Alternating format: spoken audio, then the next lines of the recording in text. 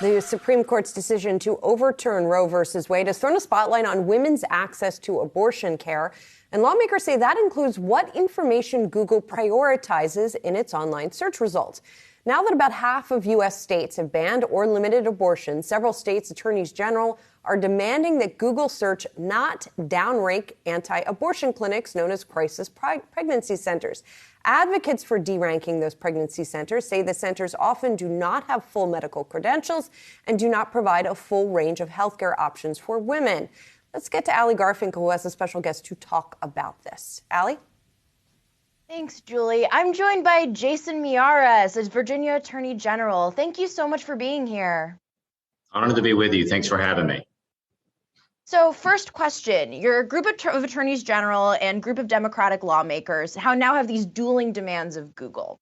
So first thing, what results do you want women to see when they search for abortion clinic near me or abortion pill? Well, I think what you had was this amazing moment where you had a United States Senator in the case of Elizabeth Warren saying that crisis pregnancy centers should be, quote, shut down. It's not a public entity. These are private charities. The idea that a federal elected official would think that just because I disagree with the viewpoint of a private charity, they don't have a right to exist should trouble every single person that is watching our public discourse. It has gotten more coarse. The second thing is you had a group of senators and congressmen that sent a letter to Google saying Google that according to Google, which, as you know, controls over 90% of all web searches, should not even allow crisis pregnancy centers to buy for online advertising. That is viewpoint discrimination. And that is particularly troubling in a time when we've had over 40 crisis pregnancy centers across the nation that have been attacked and vandalized since the DOBBS decision got leaked. I've had two in Virginia alone. I've had one in Prince William County and one in the Blue Ridge down in Lynchburg. And when you go to them and you meet these women that work there, they have such compassion and love, and some of them are actually pro-choice. But as one person told me, I believe women should have options. I think they should have choices. And they oftentimes deal with people that are really struggling, trying to make very difficult decisions, and they show them compassion and love. So the idea that a crisis pregnancy center that does so much, both prenatal, they do testings for STD, they do counseling, they do so much for so many women. You go into the rooms and floor to the ceiling filled with diapers and free clothes for women in need during this time. They show incredible compassion. And at the same time they're being vandalized, they're hearing politicians nationally saying they don't even have a right to exist and trying to instruct Google not to even allow them to advertise. You go to any crisis pregnancy center website, all the ones that I know of, they will advertise, listen, we don't provide abortion services. We provide all of these following services. And the first thing they provide is love and compassion. They will help any woman, no matter who they are, what their background, what they believe. And so part of my job as Attorney General is to stand up for the little guy. And I was proud to stand with the crisis pregnancy centers in their time of need. But do you have evidence beyond protecting location privacy that Google has altered its algorithm in a way that actually shuts out these crisis pregnancy centers?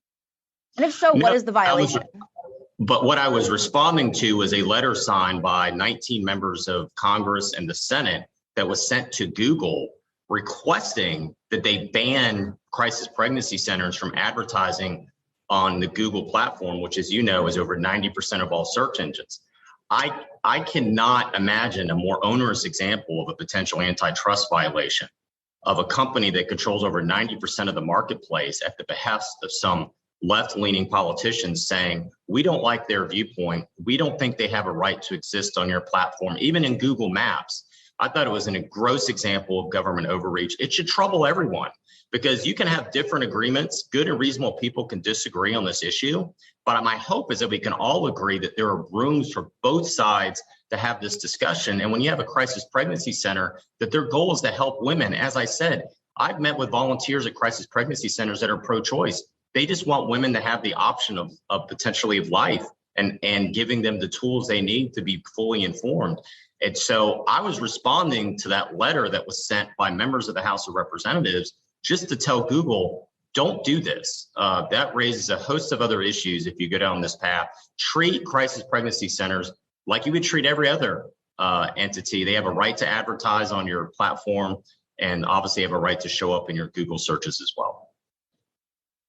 But when a woman is searching for a way to obtain an abortion, right, do you still want those women to be directed to results that encourage them not to get that abortion? I want women to have options. And if you go to a crisis pregnancy website, it says we don't provide abortion services. I don't understand why people have a problem with people having options. I'm a little incredulous of that, particularly at a time we've had over 40 crisis pregnancy centers around the country that have been physically vandalized. We certainly don't need them to be dealing with the fact that the largest search engine in the country with over 90% of the marketplace is suddenly saying, you don't have a right to even exist on our platform. I think that should trouble every American. Thank you so much for joining us, Attorney General Miyares.